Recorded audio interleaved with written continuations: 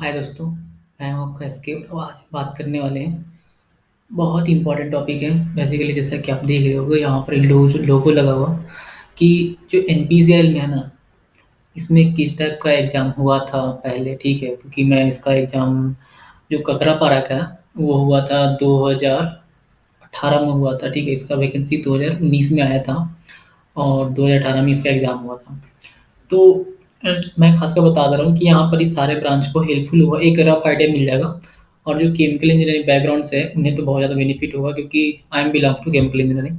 तो that's why उनको बहुत ज़्यादा बेनिफिट होने वाला। और एक रफ आइडिया मैं दूंगा कैट टू के लिए भी, क्योंकि उनसे भी काफ़ी बात हुआ है आईटीआई वाले ब्रांच ऑपरेटर से कि किस टाइप का एग्ज़ाम हुआ था, कैसे होते हैं, कौन से बुक मिलेंगे आपको। ठीक है। जैसा कि आप देख रहे होंगे यहाँ पर ही कि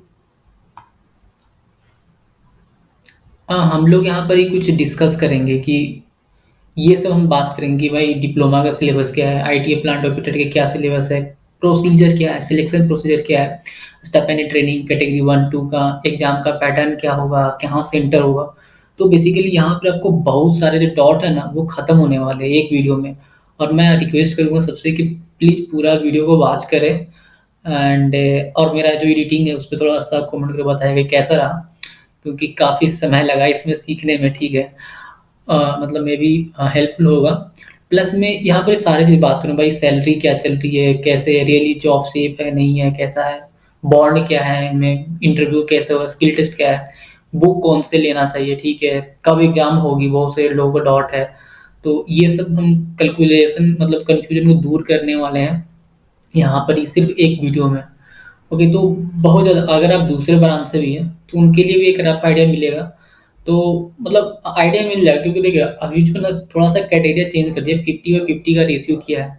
अभी हाल ही फिलहाल ही में जो तारापुर का एग्जाम हुआ था, एनपीसीएल तारापुर का, जो कि 2017 में फॉर्म भराया गया था शायद। मुझे ध्यान 17 या 19 में फॉर्म भराया गया, हाँ 19 में फॉर्म भरा गया था। तो उस समय जो फॉर्म भरा गया था उसका एग्जाम तो मैं नहीं दे पाया, क्योंकि मैं पहले ज्वाइन कर लिया था कहूँ। और तो जो लड़के लोग से बात की कि भाई किस टाइप के एग्जाम हुए, कैसे हुए, ठीक है, उनसे भी क्या रफ आइडिया, तो एक काफ़ी एक डिटेल आइडिया आपको मिलने वाले। ओके, तो कहूँ जाने की जरूरत नहीं, एक वीडियो में सब कुछ हो जाएगा। ओके। और फिर मैं बता दूं कि अगर आप कि टेलीग्राम चैनल पे नहीं है तो ज्वाइन कर सकते हैं आप। टेलीग्राम को डाउनलोड कीजिए, वहाँ आप सर्च कीजिए, मेरे चैनल का नाम सर्च कीजिए ओनली डिप्लोमा या फिर इंजीनियरिंग तक, तो आपको मिल जाएगा मेरे चैनल का लोगो, वही लोगो में ज्वाइन करना है। तो वहाँ पर ये जो बहुत सारे जो एडवर्टाइजमेंट है वहाँ पर मैं सेंड करता हूँ, या फिर एज पर रिक्वायरमेंट कभी कभी हम करेंट अफेयर्स का कुछ शॉर्ट एक फोटो भी भेजता हूँ भाई कि ये चीज़ है, ये चीज़ पढ़ना एक रफ आइडिया लेने के लिए। तो that's a very good thing जो कि सबको ध्यान देना चाहिए। ओके, तो जैसा कि हमने यहाँ पर लिख दिया है, हम आगे बात करेंगे इसी के बारे में। ओके,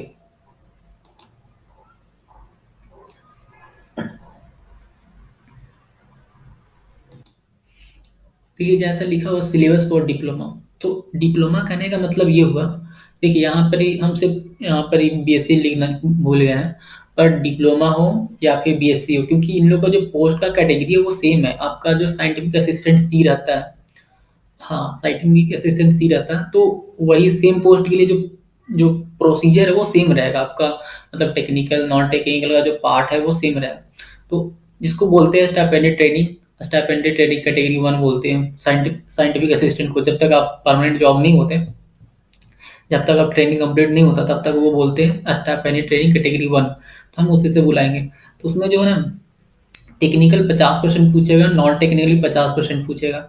बट इससे पहले जो ककरापारा में हुआ था वो सिर्फ और सिर्फ क्या फुल्ली टेक्निकल बेस हुआ था। ओके, और उनका क्वेश्चन ज़्यादा भारी नहीं था। अगर आप पे अगर केमिकल इंजीनियरिंग है या फिर कोई और ब्रांच है, तो जो आपका जो बेस टेक्स्ट बुक है मतलब वो ऑब्जेक्टिव टाइप का, आप उसको पढ़ के जाइए। आप मोस्टली जो है ना मतलब 60 से 70% आराम से अटेम्प्ट कर लीजिएगा। बाकी जो है थोड़ा सा रहते हैं क्वेश्चन इधर उधर का, जो आपको बुक कवर कर लेते हैं अच्छे से पढ़ने पे। तो ये तो पहले था, लेकिन इस बार एडवर्टाइजमेंट में बहुत ही अच्छे से मेंशन कर दिया कि वो 50% टेक्निकल पूछेंगे और 50% नॉन टेक्निकल पूछेंगे। Okay, so that's a very good thing.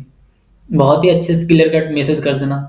हाँ, तो ये चीज़ है। और बात करेंगे कि टेक्निकल में नॉन टेक्निकल में क्या क्या पूछा जाएगा, वो नीचे बात करेंगे हम लोग।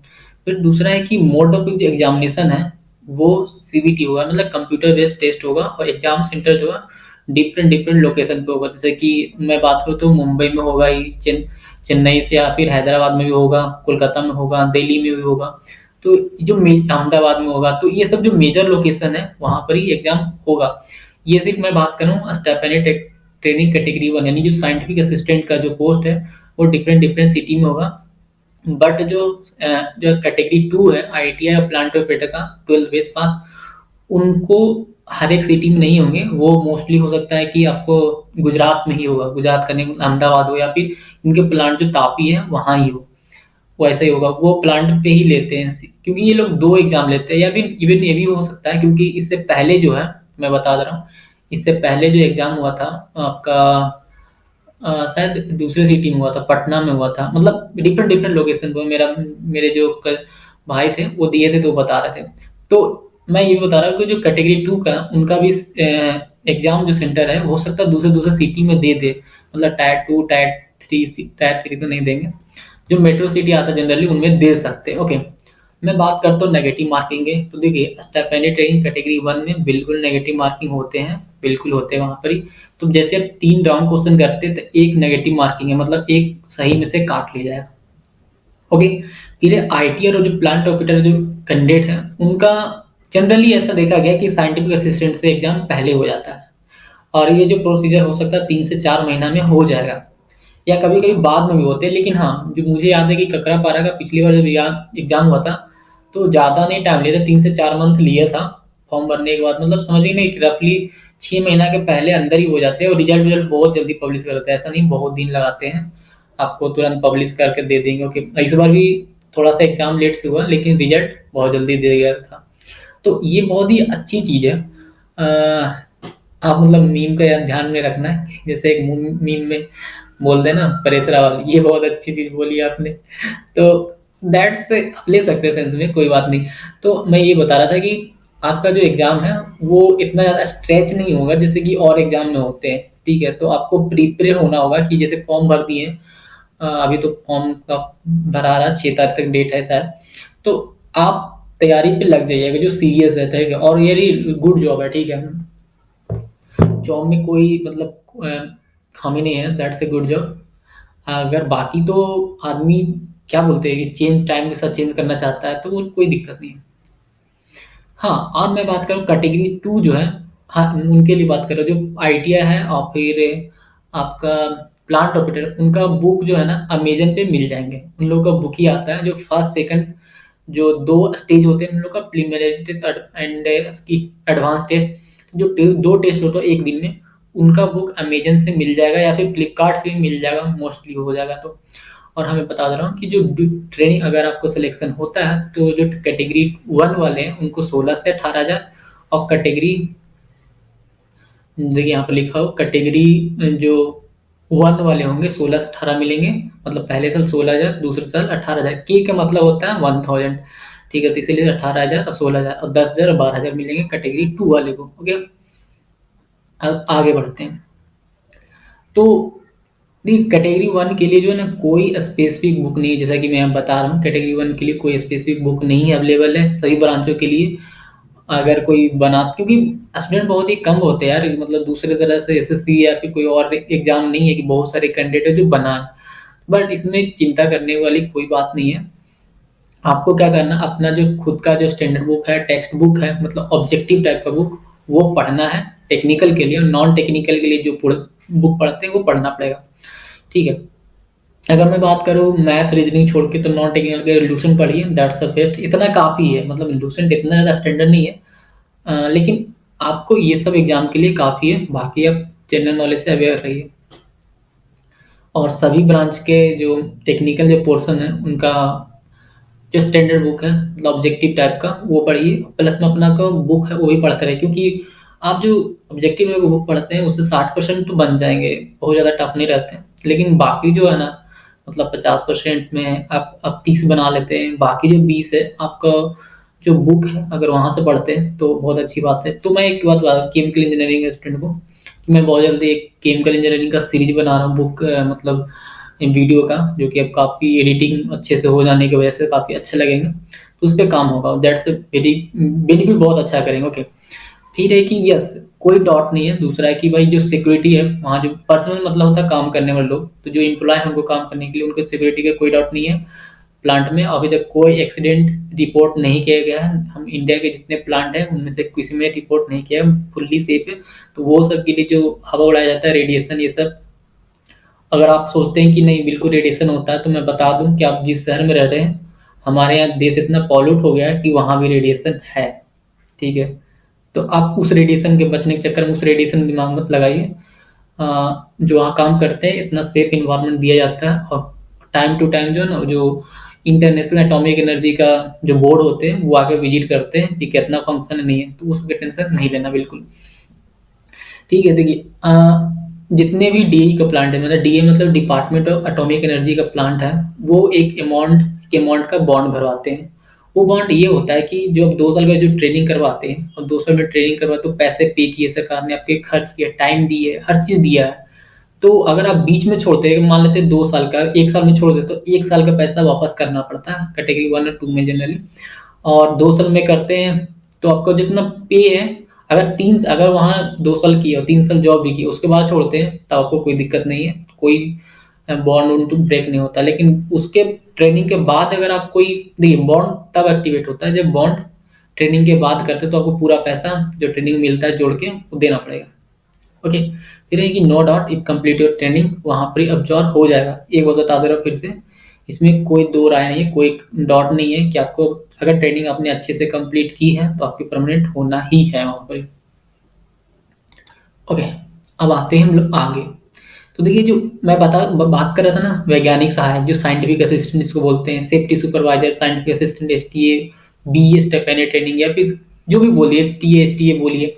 तो इनमें से बेसिकली आपको 20 मार्क्स इंग्लिश के पूछे जाएंगे, 20 मार्क्स जनरल अवेयरनेस का, और 20 marks qualitative aptitude and 60 marks respective discipline, मतलब 50-50% रहेंगे।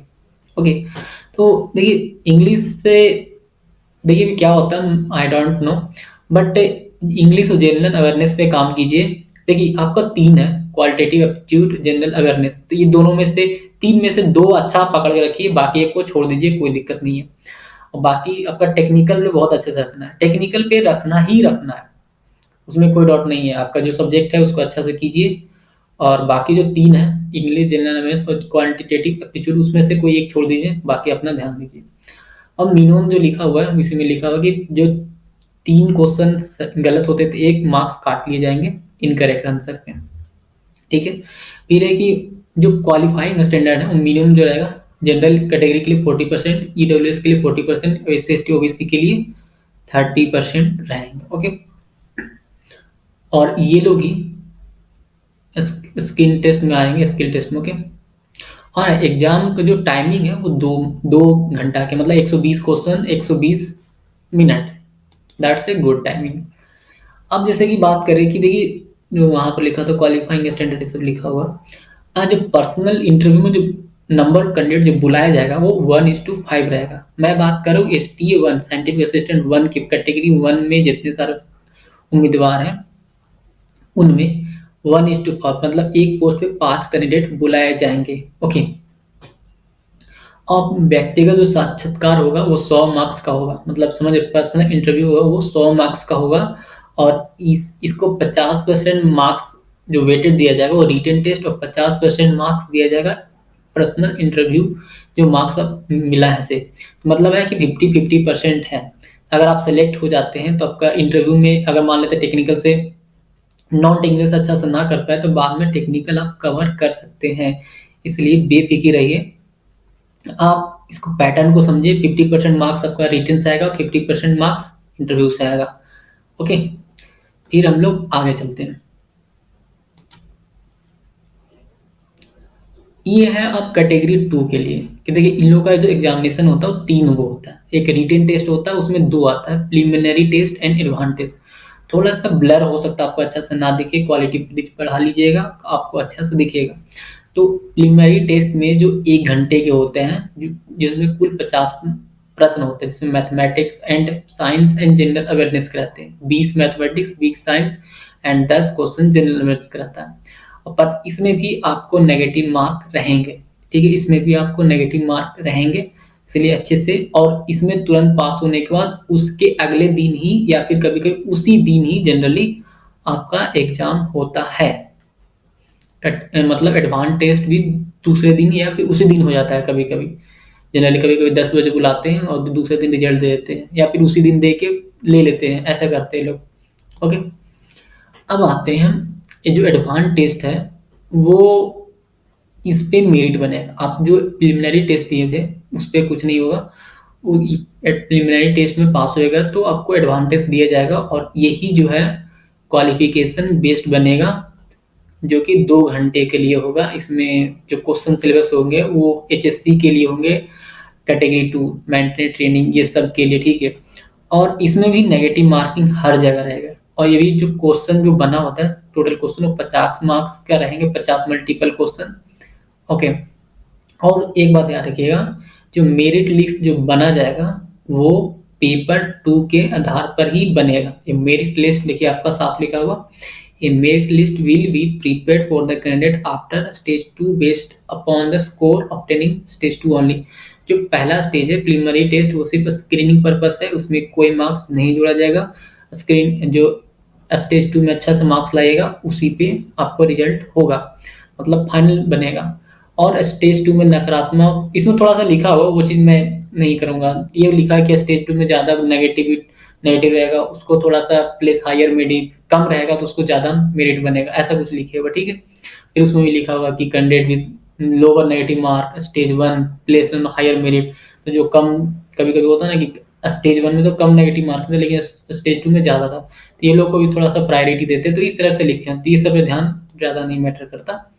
अब आते हैं हम लोग क्या स्टेज 3। तो स्टेज 2 होने के पश्चात आपको क्या होगा, एक पद पे 5 लोगों को बुलाया जाएगा, एक पद पे 5 लोगों को बुलाया जाएगा और उसमें स्किल टेस्ट जो है सिर्फ और सिर्फ गो नो गो बेसिस होता है, मतलब आप पहला आया पहला पाओ, मतलब उसमें सिर्फ और सिर्फ कोई उसका मेरिट लिस्ट का नाम नहीं आएगा, उसमें मार्क्स नहीं जुटेंगे। ये सिर्फ क्वालिफाइंग नेचर है, मतलब आओ और पास हो जाओ तो आपका सिलेक्शन होगा, तो नहीं पास हुए तो फर्स्ट और सेकंड जो 2 एग्जाम हुए उसका कोई मतलब नहीं है, तो इसमें सिर्फ पास होना है। ओके। और candidate clearing skill test to be shortlisted empanel और the merit list marks second stage 2। तो ये मत सोचिए कि देखिए कैटेगरी 1 में लिए इंटरव्यू को 50% और रिटन टेस्ट 50%, बट कैटेगरी 2 के लिए 50% मेरिट, 50% स्टेज 2 एंड 50% नहीं 100% है स्टेज 2। तो ये रहा, तो आपको आई थिंक काफ़ी ज़्यादा आइडिया मिल गया होगा। तो थैंक यू, फिर मिलते हैं वीडियो में नेक्स्ट।